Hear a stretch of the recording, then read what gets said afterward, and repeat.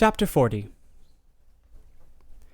Elizabeth's impatience to acquaint Jane with what had happened could no longer be overcome, and at length, resolving to suppress every particular in which her sister was concerned, and preparing her to be surprised, she related to her the next morning the chief of the scene between Mr. Darcy and herself. Miss Bennet's astonishment was soon lessened by the strong sisterly partiality which made any admiration of Elizabeth appear perfectly natural, and all surprise was shortly lost in other feelings. She was sorry that Mr. Darcy should have delivered his sentiments in a manner so little suited to recommend them, but still more was she grieved for the unhappiness which her sister's refusal must have given him. "His being so sure of succeeding was wrong," said she, "and certainly ought not to have appeared. But consider how much it must increase his disappointment." "Indeed," replied Elizabeth, "I am heartily sorry for him, but he has other feelings which will probably soon drive away his regard for me. You do not blame me, however, for refusing him?" "Blame you? Oh, no." "But you blame me for having spoken so warmly of Wickham?" "No, I do not know that you were wrong in saying what you did." "But you will know it when I have told you what happened the very next day." She then spoke of the letter, repeating the whole of its contents as far as they concerned George Wickham. What a stroke was this for poor Jane, who would willingly have gone through the whole world without believing that so much wickedness existed in the whole race of mankind as was here collected in one individual. Nor was Darcy's vindication, though grateful to her feelings, capable of consoling her for such discovery. Most earnestly did she labor to prove the probability of error, and seek to clear one without involving the other. "This will not do," said Elizabeth. "You will never be able to make both of them good for anything. Take your choice, but you must be satisfied with only one. There is but such a quantity of merit between them, just enough to make one good sort of man, and of late it has been shifting about pretty much. For my part, I am inclined to believe it all Mr. Darcy's, but you shall do as you choose." It was some time, however, before a smile could be extorted from Jane. "I do not know when I have been more shocked," said she. "Wickham so very bad. It is almost past belief. And poor Mr. Darcy, dear Lizzie, only consider what he must have suffered. Such a disappointment. And with the knowledge of your ill opinion, too. Oh, and having to relate such a thing of his sister. Oh, it really is too distressing.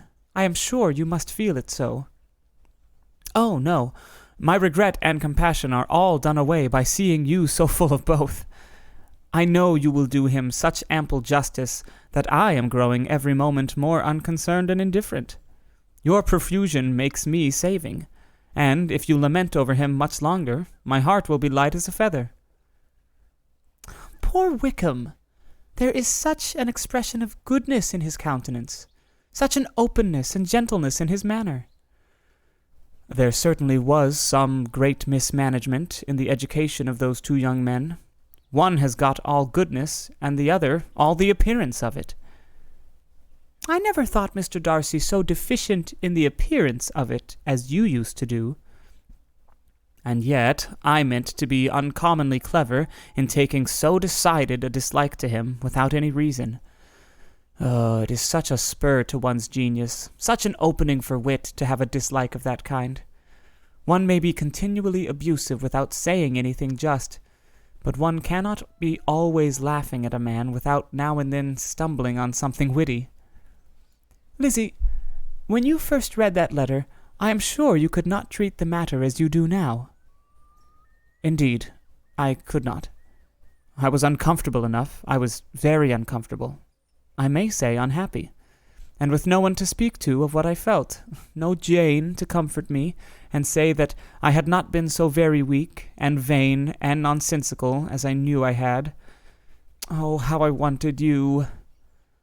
How unfortunate that you should have used such very strong expressions in speaking of Wickham to Mr. Darcy. for now they do appear wholly undeserved. Certainly. But the misfortune of speaking with bitterness is a most natural consequence of the prejudices I had been encouraging. There is one point on which I want your advice. I want to be told whether I ought, or ought not, to make our acquaintance in general understand Wickham's character. Miss Bennet paused a little, and then replied, Surely there can be no occasion for exposing him so dreadfully. What is your own opinion? That it ought not to be attempted. Mr. Darcy has not authorized me to make his communication public. On the contrary, every particular relative to his sister was meant to be kept as much as possible to myself, and if I endeavor to undeceive people as to the rest of his conduct, who will believe me? The general prejudice against Mr. Darcy is so violent that it would be the death of half the good people in Meryton to attempt to place him in an amiable light. I'm not equal to it. Wickham will soon be gone, and therefore it will not signify to anybody here what he really is. Some time hence it will all be found out, and then we may laugh at their stupidity in not knowing it before. At present I will say nothing about it. You are quite right. To have his errors made public might ruin him forever. He is now, perhaps, sorry for what he has done, and anxious to re-establish a character. We must not make him desperate. The tumult of Elizabeth's mind was allayed by this conversation. She had got rid of 2 of the secrets which had weighed on her for a fortnight, and was certain of a willing listener in Jane, whenever she might wish to talk again of either. But there was still something lurking behind, of which prudence forbade the disclosure. She dared not relate the other half of Mr. Darcy's letter, nor explain to her sister how sincerely she had been valued by his friend. Here was knowledge in which no one could partake, and she was sensible that nothing less than a perfect understanding between the parties could justify her in throwing off this last encumbrance of mystery. And then, said she, if that very improbable event should ever take place, I shall merely be able to tell what Bingley may tell in a much more agreeable manner himself. The liberty of communication cannot be mine till it has lost all its value. She was now, on being settled at home, at leisure to observe the real state of her sister's spirits. Jane was not happy. She still cherished a very tender affection for Bingley. Having never even fancied herself in love before, her regard had all the warmth of first attachment, and from her age and disposition, greater steadiness than first attachments often boast. And so fervently did she value his remembrance, and prefer him to every other man, that all her good sense, and all her attention to the feelings of her friends, were requisite to check the indulgence of those regrets which must have been injurious to her own health and their tranquillity. "Well, Lizzie," said Mrs. Bennet, one day, "what is your opinion now of this sad business of Jane's? For my part, I am determined never to speak of it again to anybody.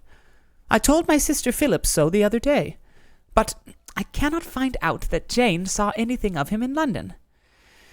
Well, he is a very undeserving young man, and I do not suppose there is the least chance in the world of her ever getting him now. There's no talk of his coming to Netherfield again in the summer, and I have inquired of everybody, too, who is likely to know." "I do not believe that he will ever live at Netherfield any more." "Oh, well, it is just as he chooses. Nobody wants him to come, though I shall always say that he used my daughter extremely ill, and if I was her, I would not have put up with it. Well, my comfort is, I am sure Jane will die of a broken heart, and then he will be sorry for what he has done." But as Elizabeth could not receive comfort from any such expectation, she made no answer. "Well, Lizzie," continued her mother soon afterwards, "and so the Collinses live very comfortable, do they?" Well, I only hope it will last. And what sort of table do they keep? Charlotte is an excellent manager, I dare say. If she is half as sharp as her mother, she is saving enough.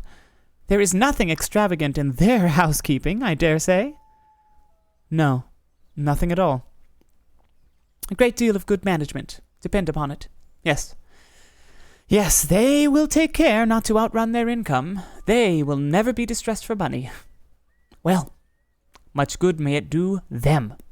And so, I suppose, they often talk of having Longbourn when your father is dead. They look upon it as quite their own, I dare say, whenever that happens.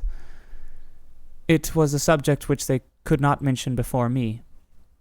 No, it would have been strange if they had. But I make no doubt they often talk of it between themselves. Well, if they can be easy with an estate that is not lawfully their own, so much the better. I should be ashamed of having one that was only entailed on me.